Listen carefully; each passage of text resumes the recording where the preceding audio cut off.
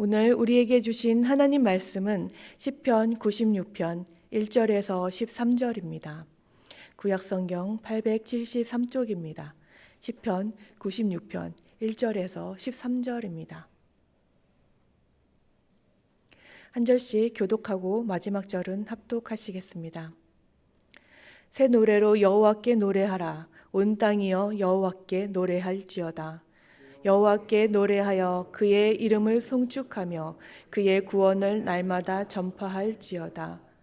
그의 영광을 백성들 가운데에 그의 기이한 행적을 만민 가운데에 선포할지어다. 여호와는 위대하시니 지극히 찬양할 것이요 모든 신들보다 경외할 것이며 만국의 모든 신들은 우상들이지만 여호와께서는 하늘을 지으셨음이로다. 존귀와 위엄이 그의 앞에 있으며 능력과 아름다움이 그의 성소에 있도다. 만국의 족속들아 영광과 권능을 여호와께 돌릴지어다. 여호와께 돌릴지어다. 여호와의 이름에 합당한 영광을 그에게 돌릴지어다. 예물을 들고 그의 궁정에 들어갈지어다. 아름답고 거룩한 것으로 여호와께 예배할지어다. 온 땅이여 그 앞에서 떨지어다.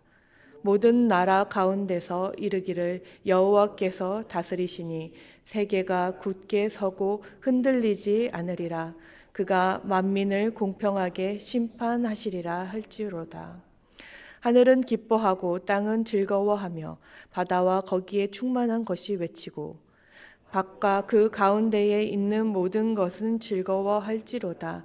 그때 숲의 모든 나무들이 여호와 앞에서 즐거이 노래하리니 그가 임하시되 땅을 심판하러 임하실 것임이라.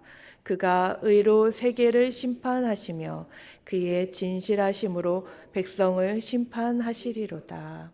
아멘. 오늘 우리가 같이 읽은 이 96편은 사순절을 지나며 부활절을 맞이하는 지금 이 시기에 묵상하기 좋은 시입니다. 이 시는 하나님께서 창조자와 구속자로서 우주와 역사에 대하여 베푸시는 경륜과 섭리를 노래한 신정시들의 모음인 95편에서 100편 중 하나에 해당합니다. 하나님의 창조와 구속 그리고 심판에까지 이르는 하나님의 통치를 노래했습니다. 그리고 그 시작을 새 노래로 여호와께 노래하라로 시작합니다. 하나님께서 창조하신 세상은 아주 이전부터 있었고 이를 통치하시는 것도 아주 이전부터였습니다. 그리고 심판이 예정된 것도 이전부터 있었습니다. 그렇다면 새 노래로 노래할 이유가 무엇입니까? 이미 만들어 놓으신 세상에 이미 통치하고 계시고 이미 예정되어 있는 심판, 그 어느 것 하나 새 것은 없어 보이는데 말입니다. 또한 이 시는 다윗이 하나님의 언약궤를 다윗성으로 옮기고 부른 찬송인 역대상 16장 8절에서 36절까지 말씀 중 23절에서 33절의 내용과 거의 비슷합니다. 따라서 시기상으로 볼 때 오늘의 이 시는 후대의 시편을 편집하면서 역대상에 기록된 다윗의 시 중 하나님의 신정을 찬양하는 부분만 발췌하여 이 신정시 모음 부분에 삽입한 것으로 보기도 합니다. 다윗이 오랜 준비 끝에 하나님의 궤를 예루살렘으로 옮기게 된 기쁨의 찬양은 이스라엘의 역사상 중요한 시점이고 다윗이 부른 전 국가적 시이기 때문에 후대에도 많이 불렸을 것입니다. 하나님의 신정을 찬양할 때마다 역사적으로나 중요한 시기나 국가에서 중요한 행사 때 불렸을 수도 있습니다. 그리고 그 시는 시편에도 삽입되어 더욱 반복적으로 불리는 시가 되었을 것입니다. 그러나 새로울 것은 없습니다. 비슷한 내용으로 다윗 때에 불린 찬양이고 앞에서 언급했듯이 하나님의 신정은 변하지 않기 때문입니다. 게다가 역대상에 있는 다윗의 찬양에는 새 노래로 노래하라는 부분은 없습니다. 그런데 굳이 이 시 처음에 새 노래로 노래하라라고 덧붙이기까지 한 이유는 무엇이겠습니까? 하나님의 다스림은 매번 똑같아 보입니다. 매년 오는 봄이고 여름이고 가을과 겨울이 옵니다. 매번 반복되는 계절과 반복되는 일상 속에서 우리는 하나님이 통치하시는 것을 믿기도 하고 알기도 하지만 실제 느끼기는 쉽지 않습니다. 또한 하나님께서 너무 큰 우주를 운행하시다 보니 한낱 수많은 피조물 중에 하나인 우리는 하나님의 영광을 묵상할수록 소외됨을 느끼기도 하고 나 자신이 너무 미미하게 느껴지기도 합니다. 이런 우리에게 하나님의 통치하심은 어떤 의미가 있는지 어려울 때가 있습니다. 역대상의 다윗시와 지금 시편 96편으로 편집되던 시기 사이에 얼마나 시간이 지났는지 우리는 정확하게 알지 못합니다. 다만 다윗의 시기는 무엇인가 잘 되는 것 같은 시기였으나 시편 96편이 되었을 때에는 이스라엘이 그리 잘 나가던 시기나 풍성하던 시기가 아니었을 수 있습니다. 최소 이 시를 읽던 시기는 우리가 이스라엘의 역사를 알다시피 다윗의 시기처럼 희망이 부풀던 시기는 아니었을 것입니다. 그럼에도 불구하고 시인은 새 노래로 하나님께 노래하라라고 하고 있습니다. 예전부터 불리던 찬양이지만 이 찬양은 지금 새 찬양입니다. 왜냐하면 우리가 새로운 것을 노래하고 있기 때문입니다.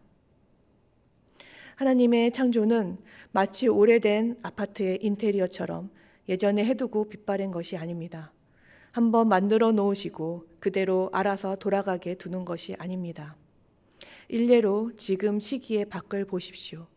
매년 겪는 봄이기에 새로울 것이 없어 보입니다.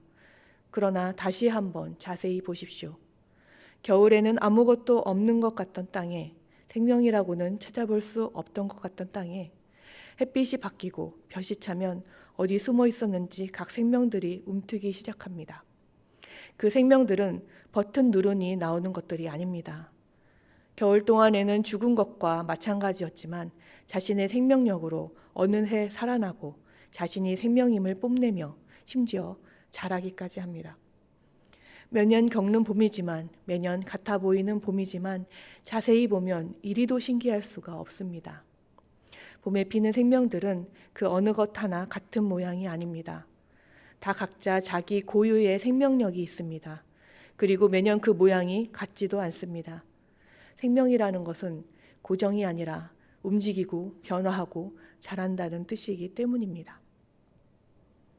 매번 이렇게 놀라운 생명력을 주시고 소생시키시는 하나님의 통치는 이전 것과 다르기 때문에 우리가 새롭게 노래하는 것이 마땅합니다. 하나님의 넘치는 생명력을 보고 감동해 하나님을 찬양할 수밖에 없습니다. 똑같아 보이는 들판의 꽃들도 자세히 보면 모든 것이 다르게 살아있고 움직이고 자라며 각자의 생명으로 반짝입니다. 우리도 마치 저 들판의 수많은 들풀들 중 하나처럼 허망하고 의미 없이 느껴질 때가 있습니다. 매일매일의 하루가 반복되며 의미 없는 것 같고 나 하나 없어져도 세상은 의식도 못하고 하나님도 신경 안 쓰실 것 같은 때가 있습니다. 그러나 하나님께서 우리에게 주신 생명이라는 것은 정말 대단한 것입니다. 보십시오. 그 의미 없어 보이던 들풀도 겨울의 죽음 같은 시간도 이겨낸 생명이고 매일마다 각자가 놀라운 모습으로 자랍니다. 그것은 들풀이 열심히 살아서도 아니고 착해서도 아니며 말을 잘 들어서도 아닙니다. 그저 하나님이 주신 생명이기 때문입니다. 우리도 하나님이 주신 생명입니다. 들풀보다 더 반짝이며 고귀하게 하나님을 닮은 생명을 주셨습니다. 이는 그래 우리 힘들지만 그래도 화이팅 해보자 하며 안 되는 마음을 억지로 끌어당기는 긍정 마인드 같은 것이 아닙니다. 우리 안에는 우리조차 다 알지 못하는 하나님이 심어놓으신 생명이 있습니다. 그 생명은 움직이고 있으며 자라고 있으며 반짝이고 있습니다. 하나님께서 그렇게 우리를 창조하셨습니다. 마치 겨울처럼 생기 없어 보일지라도 우리에게는 그 생명이 숨기워져 있습니다. 그래서 우리는 새 노래로 하나님께 노래해야 합니다. 2절에서 3절 말씀입니다. 여호와께서 노래하여 그의 이름을 송축하며 그의 구원을 날마다 전파할지어다. 그의 영광을 백성들 가운데에 그의 기이한 행적을 만민 가운데에 선포할지어다. 하나님을 찬양하고 하나님을 노래한다는 것은 결코 조용한 것이 아닙니다. 물론 때로는 상황에 따라 속으로 찬양할 때도 있고 묵상하듯이 노래할 때도 있지만 찬양과 노래는 주로 밖으로 향하는 것입니다. 밖에서 내 안으로 들어오는 것이 아니라 내 안에서 밖으로 나가는 것입니다. 즉 2절, 3절에서도 말하듯이 찬양은 곧 전파이며 곧 선포입니다. 그것이 다른 사람을 향할 수도 있고 세상을 향할 수도 있고 심지어 자연을 향할 수도 있습니다. 그러나 내 안에 머무를 수만은 없습니다. 그리고 본질적으로 그 안에는 메시지가 들어갑니다. 이 찬양하는 사람의 마음, 의지, 생각이 들어가는 것입니다. 그렇기에 찬양은 억지로 잘 되지 않습니다. 내 안에 있는 것이 나가기 때문에 다른 마음을 가지고는 찬양이 잘 되지 않습니다. 또한 찬양은 밖으로 나가는 것이기에 에너지가 필요합니다. 쓰레기 버리듯이 밖으로 의미 없이 던져지는 것이 아니라 에너지를 가지고 명확한 의미를 가지고 밖으로 선포하는 것입니다. 그래서 결론적으로 찬양은 믿음 없이는 힘듭니다. 내 안에 마음이 거짓 없이 하나님을 향해 있어야 하고 마음을 밖으로 표현할 만큼 용기 있어야 합니다. 오늘 우리들이 부르는 이 찬양들은 실로 용기 있으며 하나님을 향한 믿음의 고백들입니다. 이 찬양은 결코 쉬운 것도 헛된 것도 아닙니다. 매번 부르는 찬양이라고 경시하지 마시고 오늘 96편을 비롯하여 평소 잘 부르시는 찬양도 힘껏 부르십시오. 그 찬양을 부르며 고백하게 되는 믿음과 선포가 다른 사람을 살리고 세상을 살리고 나 자신을 살릴 것입니다. 5절에서 6절 말씀입니다. 만국의 모든 신들은 우상들이지만 여호와께서는 하늘을 지으셨음이로다. 존귀와 위엄이 그의 앞에 있으며 능력과 아름다움이 그의 성소에 있도다. 하나님은 찬양받으실 만한 분이십니다. 다른 모든 신들은 우상이지만 즉 헛된 신이지만 하나님은 하늘을 지으신 창조주이시기 때문입니다. 또한 창조만 하신 분이 아니고 지금도 존귀와 위엄이 가득한 분입니다. 예전에 제 동생이 인도에 선교사로 있어서 동생을 보러 인도로 갔던 적이 있었습니다. 그곳에서 우리와 너무 달라서 문화 충격을 받고 인상적인 것들이 많았지만 특히 그들이 믿는 많은 신들이 인상적이었습니다. 그 중에 가장 높은 신이 셋 있는데 창조자, 유지자, 파괴자였습니다. 이 셋이 가장 높은 신이지만 실제로 추앙받는 것은 유지자와 파괴하는 신이었습니다. 제가 얼핏 생각했을 때에는 창조하는 능력이 가장 뛰어나고 신이라고 하면 가장 능력 있게 여겨질 것 같은데 그렇지 않았습니다. 오히려 창조신은 세상을 창조만 했을 뿐 지금은 능력도 관심도 없는 무능한 신처럼 여겨졌습니다. 오히려 파괴하는 신이 인간의 두려움을 건드려서 더 추앙받고 위대한 신으로 여겨졌습니다. 그렇게 인도에서의 경험 후에 알고 보니 세계 많은 곳에서 창조신과 지금 권세 있는 신이 분리되어 있다는 것을 알았습니다. 그리고 대부분은 창조신을 무기력하거나 무감심한 이미지로 두었습니다. 세상을 창조만 해놓고 인간사에 관심이 없다든가 혹은 이제는 능력이 사라졌다는 식의 스토리들이었습니다. 이는 창조의 능력과 그 근원인 생명력을 인간과 단절시키는 것입니다. 진정한 창조주이신 하나님께서는 그 생명으로 지금도 우리를 돌보고 계십니다. 6절에서도 선포하고 있습니다. 하나님의 능력과 아름다움이 사그러지지 않고 그의 성소에 즉 그가 계신 곳에 지금도 있습니다. 9절 말씀입니다.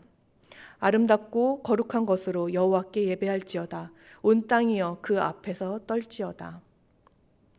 존귀하고 아름다운 창조주이신 하나님이시기에 아름답고 거룩한 것으로 예배하는 것은 당연합니다.